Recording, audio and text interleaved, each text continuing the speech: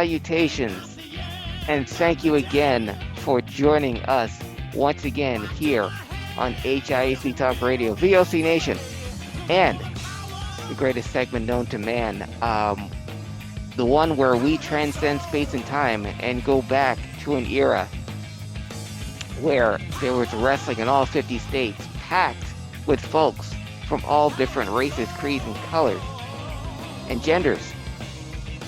Back when titles were called belts, back when medical facilities were called hospitals, and back when sports entertainment was professional wrestling.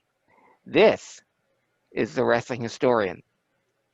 Now, Dan, this week in wrestling, this is going to be the first week, meaning we're going to celebrate a week of firsts.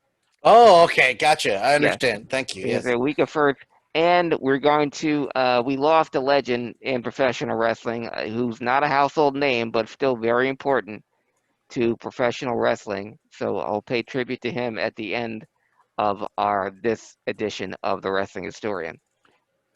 But we're going to start off October 15th, 1963, Dan, in Tampa, Florida, where Bobo Brazil defeated a wrestler named Tim Anderson.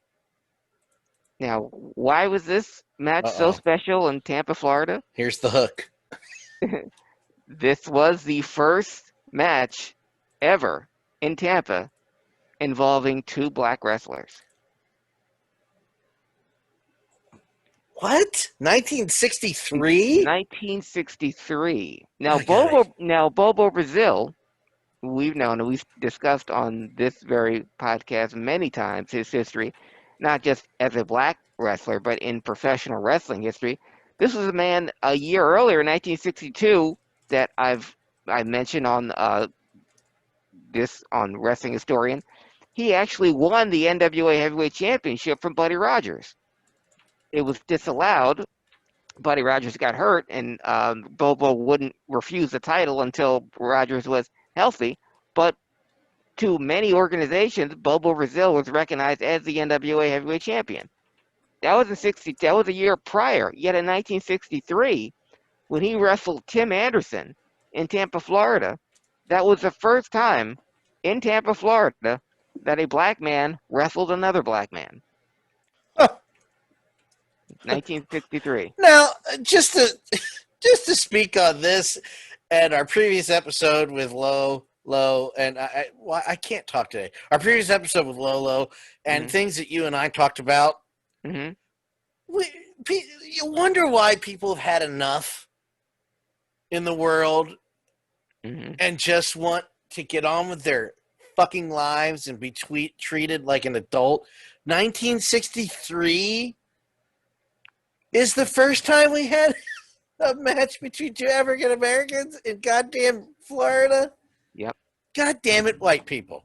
Yeah. What do you mean white people? Well, who else you blame? Well, we weren't in charge, so. Jesus. Yeah. And this is going to be a callback. So remember this period in history, October 15, 1963, because we're going to do a callback later on at the end of this particular Wrestling Historian edition. October 16th, 1987. A lot more progressive. The Sheep Herders. Oh, that's progressive for you. Butch and Luke, well, they defeated the Lightning Express, Dan, of Brad Armstrong and Tim Horner, for the UWF Tag Team Championship.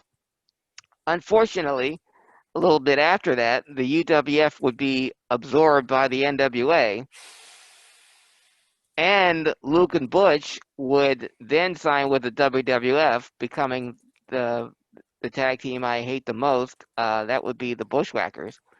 So they would be the last ever tag team champion, not in UWF, but in Mid-South history.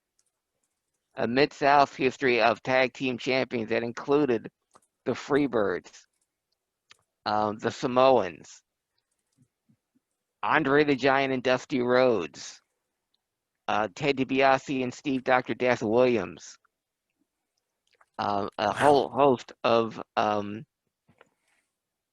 the Blade Runners, a whole host of future Hall of Famers that would hold the tag team championship. Like a who's who, man.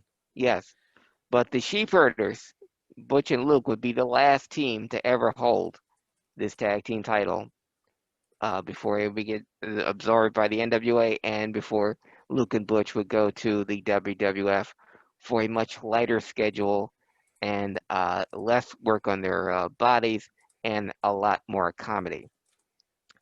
Uh, a year later, in 1988, in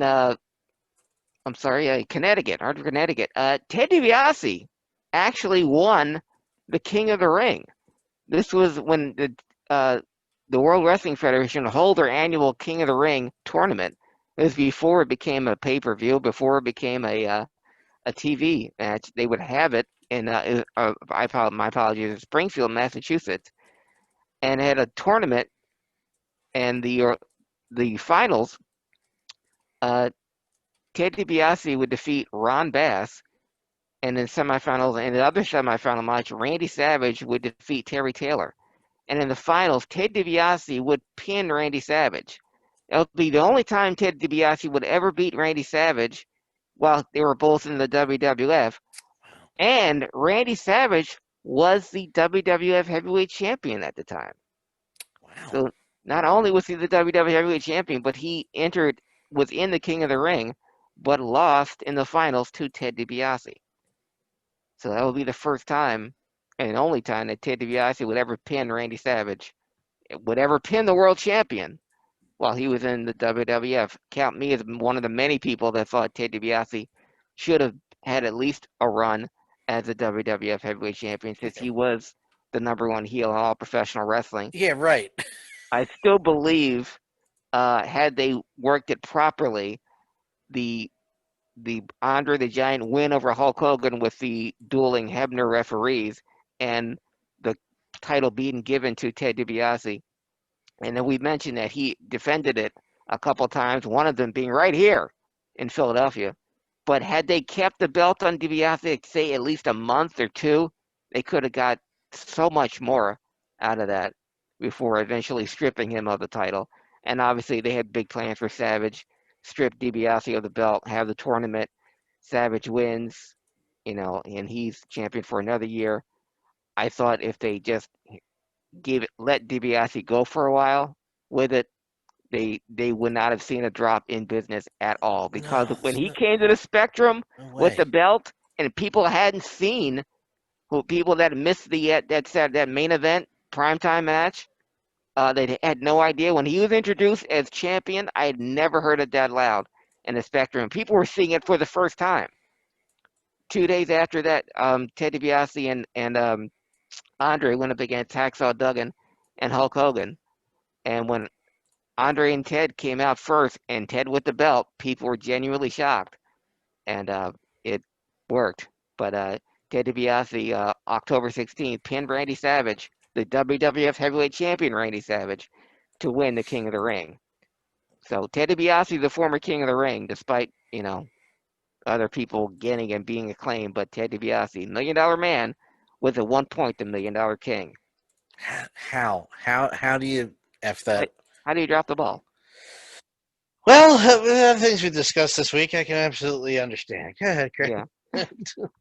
I made a short list way back of wrestlers that should have gotten a run, at least one run with the belt, and I was put Piper and DiBiase in my top That's 5. the first word. That's the first person I just thought of when you said list. Who would you do? Piper. And it's the first word, first person that comes to mind. And it still baffles me he never was. If he or Hogan had any type of less of an ego, and even if it was being booked in this millennium, Piper would have gotten the belt from Hogan in January. And for WrestleMania, forget about Madison Square Garden. Piper versus Hogan with Piper as champion. You could have sold out Yankee Stadium. Especially in 1985. Yeah. Instead, they have a terrible match at Halloween Havoc 97. Yeah. So things have turned. This brings us to today in professional wrestling history, Dan. October 21st, 1972. And a couple wrestling historians back, I mentioned that Giant Baba and Antonio Inoki both made their wrestling debuts on the same card at the same time. And Giant Baba, of course, Antonio Inoki would go on to found New Japan Wrestling, and Giant Baba would go on to found All Japan. Well, on this date, October 21st, 1972, All Japan, headed by Giant Baba, held its first show ever at a place called the Mashita City Gym in Tokyo, Japan. And it's where Giant Baba teamed up with someone named Thunder Sugiyama. Uh-oh. And they went up against the team, Dan, of Bruno Sammartino and Terry Funk. It was maybe the first, last, and only time they teamed together. What? And this was when Pedro was the WWF champion, so Bruno wasn't champion. But at the very first All Japan show put on by Giant Baba and Thunder Sugiyama teamed up to face Bruno Sammartino and Terry Funk. And Bruno and Terry won in a 2 out of 3 falls match in the very first card held by All Japan. October 21st, 1972. Blowing my effing mind tonight. Oh, No idea that was a team, buddy. Yeah, Bruno and Terry. A blonde Terry Funk. Uh, A blonde Terry Funk. Russell says that, just real quick, back on the people who weren't champions that should have been. Mm-hmm. His first two are Piper and Hall. Scott Hall. Not Scott. Scott in his prime. Scott in his Razor early NWO prime. Sure. I could. Go ahead. No, go ahead. I could and could not have seen that, because with Scott Hall, his match with Shawn Michaels proved that he can wrestle against anybody. He can take on any style. But then you put him at Shane Douglas, and because he didn't like Shane Douglas, their matches stung. So while Scott Hall could work with anybody, Scott Hall didn't always want to work with anybody. That's true. So that's why I put the thing on him being champion. Yes, that's true. Yeah. All right. Because if you can't have a good match with Shane Douglas in 1991, then really, what is, how could you not? But that's his list. I appreciate it. But where was I? Yes. Sorry. Bruno and Terry Funk, first, last, and maybe the only time they ever teamed together at the very first card in All Japan wrestling history. That same date today, October 21st, 1977, Ricky Steamboat defeated Ric Flair for his first United States Championship. Now, earlier that year, Steamboat had defeated Flair for his first title ever, the Mid-Atlantic TV Championship. And that's what started, and that was Steamboat's first title and like his coming out party. And after that, Flair, of course, rose up and he became United States champion. But when Ricky Steamboat defeated Ric Flair for the United States Championship, which is a big step up from the Mid-Atlantic TV title, that people consider to be Ricky Steamboat's coming out party. That made him a legitimate big deal. Not only was that his first United States Championship by defeating Ric Flair, but that would start their eventual 18-year rivalry that still remains unmatched in terms of wrestling quality, wrestling psychology, just wrestling endurance. Flair has one number, but Steamboat has another, but the minimum is 55 straight 1-hour draws that they did in one stretch of time in the 70s, and the amount of matches are a number in the thousands, that the number of times they wrestled with each other. Flair Steamboat is still my number in terms of feuds. It's Flair Steamboat Rock and Roll Midnight Express, and that's it. And I think, as you pointed out, between Ricky and Flair is never did you see the same match twice. Never. And those two knew each other so well and had so many matches with each other that, I'm going to talk briefly about today's product, Dan, and There's a reason why you and many thousands of other people don't watch it. There's a reason why today's wrestling doesn't even crack 1 million viewers now, because you do have a match. It's like this guy's got to do a dive, and then we have to do another dive, and that guy has to do a dive, and then we have to go through and the table of the chair. Ricky Steamboat and Ric Flair can have a 1 hour match without leaving the ring at all, Yeah. without involving one chair, one dive, one maybe a jump off the top rope from Steamboat only for a flying chop or a flying body press.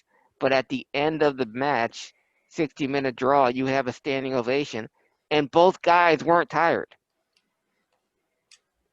You can you that kind of match can't happen anymore. You mentioned that, and I immediately get defensive about wrestling, but here's how I feel about it.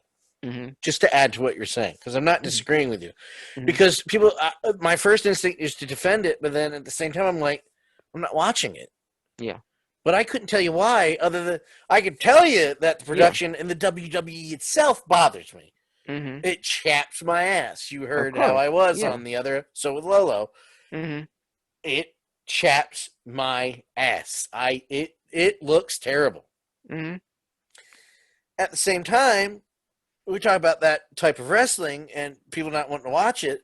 At the same time, I feel it works on the indie circuit. Mm-hmm. Now, one would argue the Cornette argument that, well, people don't go to indie wrestling. We're talking about when there's not a pandemic, folks. Right. Yes.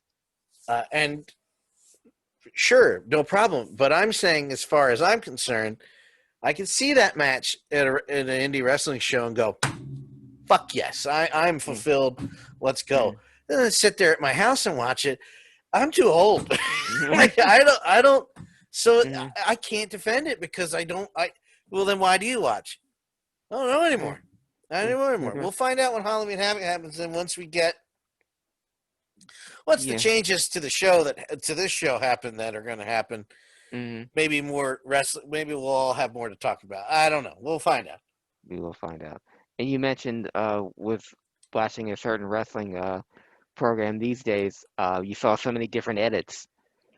With a Ric Flair Ricky Steamboat match, especially the ones you can find on YouTube, and it's a real crying shame that the great quality matches of Flair and Steamboat were kind of like Will Chamberlain. Unless you were there, you couldn't see the greatness. You could hear about it, but unless you were there, and those matches weren't always taped. But the ones that were a hard camera on the crowd side, and one camera captured the whole match. Yeah. And that was it. There was no quick cuts, and there was no just the guy following. If they went to the edges of the shot, or if they went outside the ring, they panned back. But when they were in the ring, they were right there. Imagine that. Yeah, and but Flair and Steamboat could tell a story like no two other wrestlers have before or since. But Ricky Steamboat defeating Ric Flair for his first United States Championship, and that was Ricky Steamboat's coming out party. 6 years later, 6 years to the day, on this same day today, October 21st, 1983, the original Briscoes, Jack and Jerry, defeated Ricky Steamboat, the aforementioned Ricky Steamboat, and Jay Youngblood for the NWA Tag Team title. Wow. This was a feud that started that summer, and the tag team matches between the Briscoes and Steamboat and Youngblood, like Midnight and the Rock and Roll Express that would come 2 years later, these would be the best tag team matches anyone had ever seen. This would be the last time the Briscoes would hold the NWA Tag Team title, but this would set up their rematch at Starrcade later on that year, 1983. Wow. But yes, the Briscoes had defeated Steamboat and Youngblood today in 1983 in Richmond, Virginia for the NWA Tag Team title. Richmond, Virginia. Now, you remember, Dan, I said at the beginning today was the All Japan's first ever show? Yeah. Well, 1985 was All Japan's 13th anniversary show. Now, they had gone from they had gone from the Machida City Gym in Tokyo to Sumo Hall in Tokyo for their 13th anniversary show. And you remember the first match, the first main event was Baba and Thunder's. Yeah, a little more room in the Sumo Hall than Machida City Gym. Toki, I don't know the exact logistics, but I'm going to say it's bigger. And the main event, the first All Japan show was Giant Baba and Thunder Sugiyama against Bruno, Sammartino, and Terry Funk. Well, for the All Japan's 13th anniversary show, the main event was the AWA Heavyweight Champion Rick Martel going against the NWA Heavyweight Champion Ric Flair. All right. This would be the first time that No big deal. an AWA champion faced off against an NWA champion. It would also be the last time that there was a Super Bowl of wrestling. The last time a world champion from one federation faced off against a world champion from another federation. And Ric Flair had, ironically enough, been involved in the last one, which was July 4th, 1982, when he faced off against the WWF champion Bob Backlund. But the last Super Bowl of wrestling ever took place at the All Japan Anniversary Show in the Sumo Hall. Rick Martel, the AWA champion, and the NWA champion Ric Flair went to a 30-minute double countout. And that would be the last Super Bowl of wrestling ever. Just to put numbers on it, as you asked before. So the gym that you mentioned is literally a gym. Yeah. So it's a little gymnasium. So we get like 100, 150 people in there, maybe a little more. If that, yeah. Sumo Hall has 10,000. Yeah. Slight upgrade. A little bigger. Just put it in perspective for everybody. Yeah.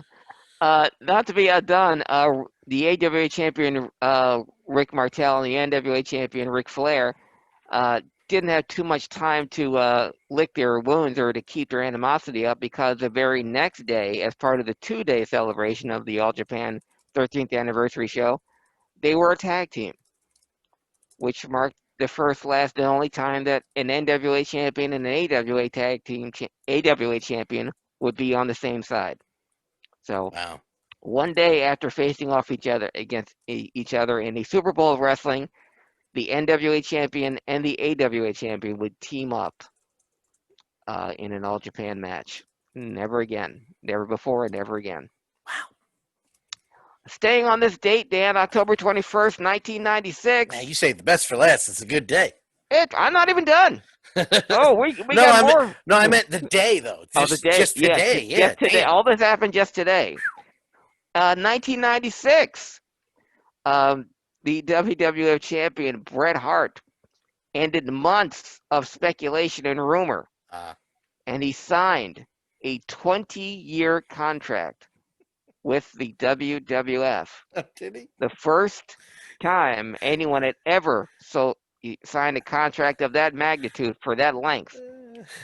And Bret came on TV and talked about his contract for the first time, probably breaking the fourth wall, but not admonishing or not bashing WCW like many WWF officials had hoped he would do. But very happy about his signing of this 20-year contract. Of course, we know he didn't quite make it to that full 20 years. No. I'll be with the WWF forever. Make that a year later, the contract would become null and void, and the man who brokered that contract, Mr. McMahon, said, you still like that deal with WCW? Because if I were you, I'd take it. Yeah, but, I can't pay you. Yeah. But yes, so this day, 1996, Bret Hart would sign his ill-fated 20-year contract with the WWF. Also on this date, if that wasn't enough, and by God, don't you think it ought to be? 2001, on this date, WWF No Mercy pay-per-view in St. Louis, Missouri. Home of more NWA world title changes than any place in wrestling history. Well, the NWA title would change hands one more time in this fated city, even though it was on a WWF card, and even though the NWA title is now being referred to as the WCW title. Chris Jericho would defeat The Rock for his first WCW, his first world title, and his first WCW title. Jim Ross pointed out, alluded to the history of the WCW/NWA title and the great men that have held it before, even pointing out the fact that when Chris Jericho was in WCW for 3 years, never received one WCW World Heavyweight title shot. Yet here he was, against defeating The Rock for the WCW Heavyweight Championship and winning his first world title 19 years ago today. And Wow. as we tape this on a Wednesday, Chris Jericho is still on a national rated show, um, and still going strong. Yeah. But on this date, 19 years ago, he won his first world title, and he won the long elusive WCW heavyweight title, a title that he never wrestled for when he was in WCW. And he finally won in St. Louis, of all places, a former NWA stronghold, Yeah. and he defeated The Rock. Wow. Yeah. Um, that's it as far as the dates go. I wanted to pay respect to a wrestler that passed away recently. He passed away October 9th, and he's not a household name, and he's a name that I'm sure none of you current wrestling fans would know. But October 9th, we lost Len Rossi. Len Rossi was a Tennessee wrestling legend. Outside of Tennessee, he would not be a household world. If any fan or any fan of Tennessee wrestling would know the name Len Rossi. He was synonymous with wrestling and throughout the 60s and 70s. His career ended because of a car accident, and he hung up in 72. But when he did wrestle in the Tennessee territory, he wrestled alongside Jackie Fargo. They were contemporaries, and of course, Jackie Fargo, being a legend of Tennessee, he was like the Stone Cold Steve Austin of Tennessee, and he was so hated for so long that the crowd turned him face because they just loved to boo him so much. Well, Len Rossi never turned. He was always a face. He was, the old term was called a scientific wrestler. He was always a good guy. Um, Fans always rooted for him, always cheered for him. And so did the boys and the promoters because he was sincerely one of the nicest people anyone had ever met. It'll be like, I'm looking for an analogy. It'd be like if we were in Florida, uh, there would be Jackie Fargo would be Dusty Rhodes, and Len Rossi would be Jack Briscoe, or or like if they were both in the WWF, there would be Hulk Hogan, and Len Rossi would be Bob Backlund. I just want to show everybody watching the stream That is the now late great the Len Rossi. the late great Len Rossi, man. And Yeah, I was looking at this picture and I was looking at the other picture.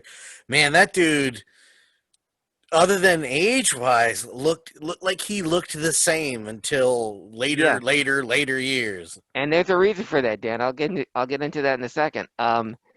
What made him so important, not just to Tennessee wrestling, but to the fans, um, because he was always, like I said, he was always a fan favorite. He was never a heel his whole career. Uh, there was a wrestler in Tennessee called Bearcat Brown that was very popular among the black fans. And when Bearcat Brown teamed up with Len Rossi, that was the first time that a black and white man formed a tag team in Tennessee history. And not just in Tennessee, but in Birmingham and in that whole southern loop. So that was the first mixed tag team in Tennessee history. And this occurred in 1969, Dan. 1969. Now, we've mentioned on this very podcast in the Wrestling Historian past segments about Sputnik Monroe and how important he was to Tennessee wrestling. Sputnik Monroe got black fans into wrestling to the point where they could actually sit beside white people Yeah. without being up in a crow's nest. They could sit aside them. But black wrestlers still couldn't wrestle white wrestlers. And they certainly couldn't team up with them. Not until Len Rossi teamed up with Bearcat Brown. So they were the first ones to their first integrated tag team in Tennessee ever, and that was in 1969. One of the many things that made Len Rossi great, the tag team of Len Rossi and Bearcat Brown, um, was the fans would go crazy because it's like the black fans like Bearcat, and everyone liked Len Rossi. So it's like if Len Rossi thought Bearcat was okay, and to the black fans, if Bearcat thought Len was okay, then hey, this is our new babyface tag team. They did an angle with the interns, led by the villainous Dr. Ken Ramey, where they beat down Len and Bearcat Brown, and they tied Bearcat Brown up, and they painted him white. And they did this on Birmingham TV, okay? What? In an angle that would not go anywhere near doing today, but they held down Bearcat Brown and then painted him white. Oh my And to God. show you how much things have changed, the fans were mad at the heels. They were mad at the interns and Ken Ramey. They were mad at the promoters. They were mad at the writers. They were mad at the NWA. They were mad at the people who did it. And suffice to say, they sold out everywhere they went, turning away hundreds of fans throughout Tennessee and Birmingham um, and Memphis and Nashville. Because this is back when Tennessee was both the Nick Gulas and Jerry Jarrett and Rory Welch. There was like three federations in one all throughout Tennessee, and Len Rossi was a favorite in all of them. And it got so bad they just shipped the interns out because they were worried about their safety See it. for what they did. But uh, Len Rossi, and there was a picture. You showed a picture of Len Rossi. There was a picture out there somewhere, and I looked the internet before we went on the air, and I couldn't find it, of Len Rossi and Bearcat Brown hugging in the ring, and the fans had gotten up on the apron and were cheering them with their hands above their head of these two men hugging. And the crowd was mostly white fans, but you could see some black fans in the back, but um, I couldn't find it anywhere, but that typified how fans felt about Len Rossi and his teaming with Bearcat Brown. Yeah, I'm looking Uh, for it, and it is nowhere. I couldn't find. And it might be in an old Jerry Lawler like vault somewhere. Well, it's not But on here. I type in so Len Rossi Bearcat Brown. No. yeah, and I didn't find it either. But his career ended like a lot of careers ended for wrestlers in the early 70s car accident. Um, and he had to say goodbye to the wrestling ring. But he started the Len Rossi health food store. This is in the early 70s, back when health food wasn't a thing. Yeah. And it was still operational up until his death. And he had a long, healthy life. Len Rossi died at 91 years old. Yeah. So the health food that he was pushing way back in 1972, that shit worked because Len Rossi, again, long, healthy life for any person to get to 91 years, let alone a professional wrestler I was about to say, yeah. to A lot of go to wrestlers don't even 91. get to 70. Yes, uh, but uh, but Len Rossi was a great influence. We talk about a wrestler integrating other into the South. Sputnik Monroe comes up a lot in Tennessee, but his teaming up with Bearcat Brown was the first time that a black man teamed up with a white man in Tennessee. Now, it was in 1969. I mentioned earlier, in 1963, the first time a black man wrestled another black man in Tampa was in 1963. 1960 Yes, goddamn 3. We're so yeah, backwards, man. yeah. But it took until 1969 in Tennessee to have a white man team up with a black I man. have an ignorant white man question. Yes. What? Here's what I don't understand about racism. Hmm. So, the words I was going to say. So I understand why racists, because they're stupid, wouldn't want a white man wrestling a black man because they're racist. Yes. Well, what the fuck was their problem with a black man wrestling a black man? That doesn't make any sense. The fear was that fans wouldn't care. The fans don't want to see it. Oh my fucking Yeah, it's like one is enough. Okay, the two are in the same wrestling against each other. It's like they cancel each other out. But cancel something. it would. But if it only because it was Bobo Brazil. Bobo Brazil was the most popular black wrestler in the world, and he was definitely in the United States. But the fact that he could take anyone against, if it was Tim Anderson against, you know, some random black dude, who's going to care? But Bobo Brazil against Tim Anderson, because people are going to care about Bobo, who he wrestles. So Tim Anderson got the nod, and he was the first time that two black wrestlers wrestled against each other in Tampa, Florida, in 1963. Fear was fans wouldn't care, or they were scared the crowd was going to love it too much, thus cutting out white wrestlers.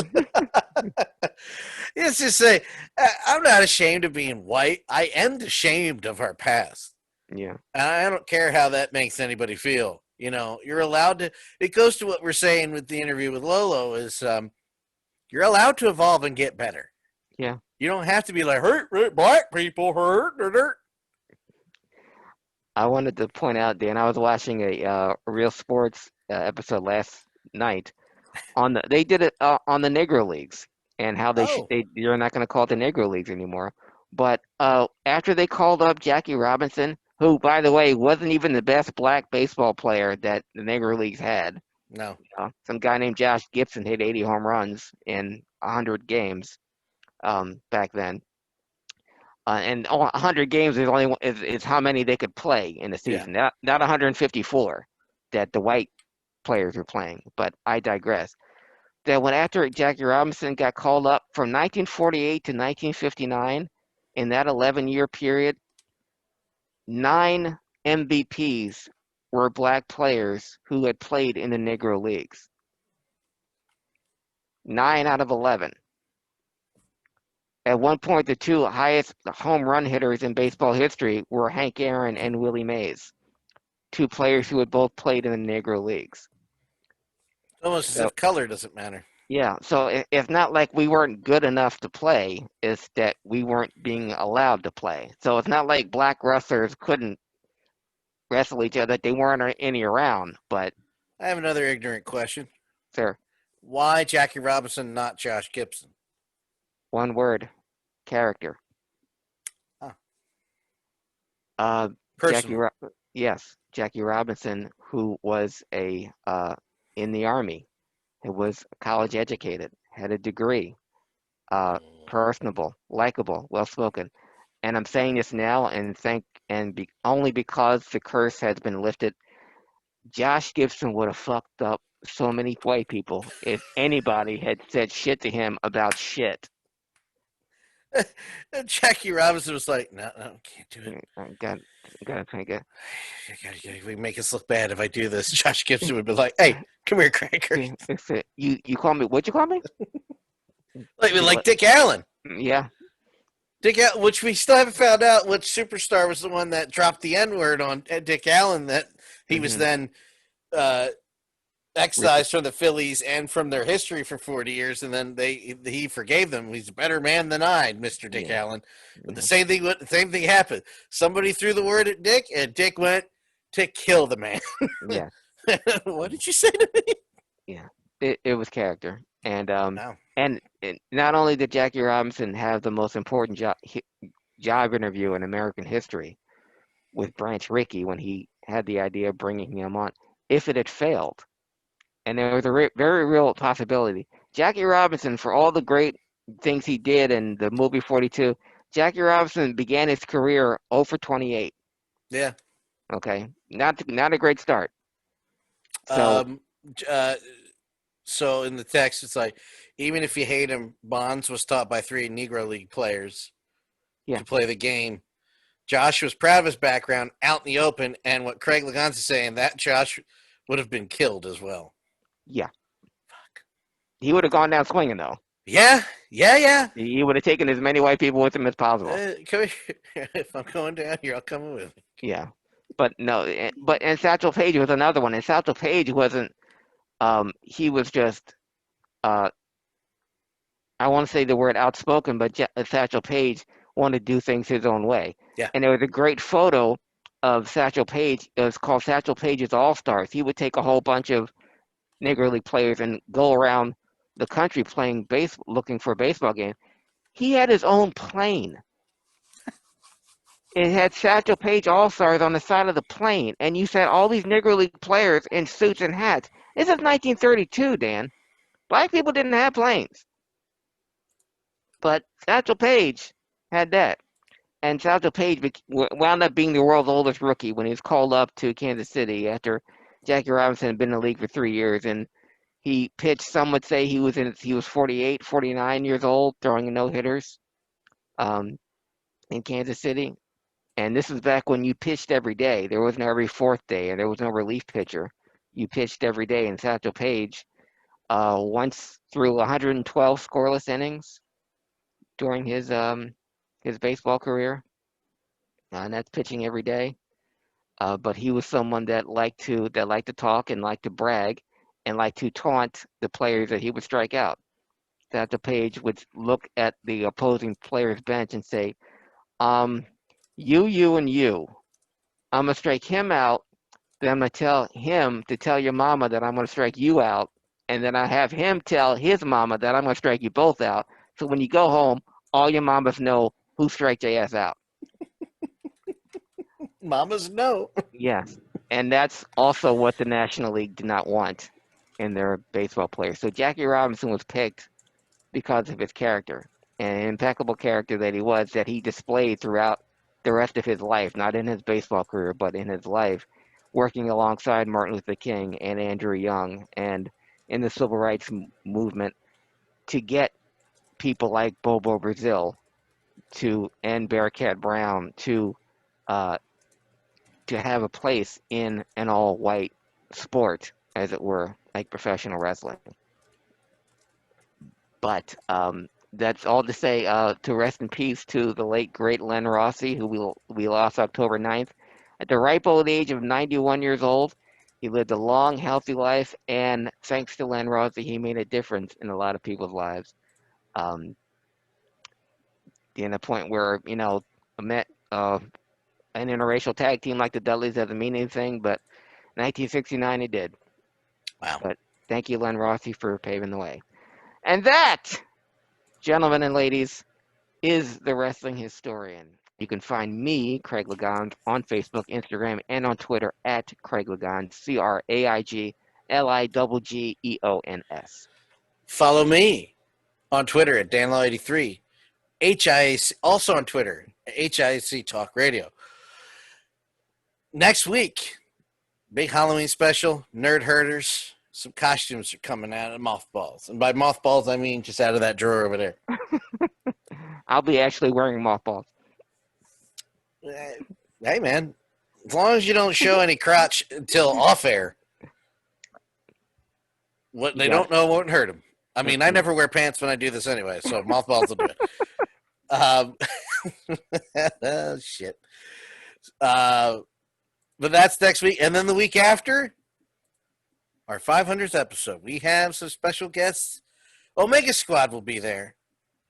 I only mention him because he's less of a special guest as he's joined us many times since he removed himself from full time. I'll say it like that.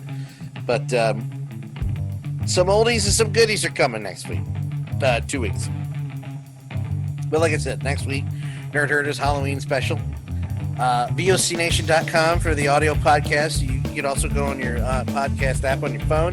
Type in VOC Nation Radio Network for Craig Lagans. Also for Lolo. I'm the above average comedian Dan Calachico. We will see you next week. Have a good one.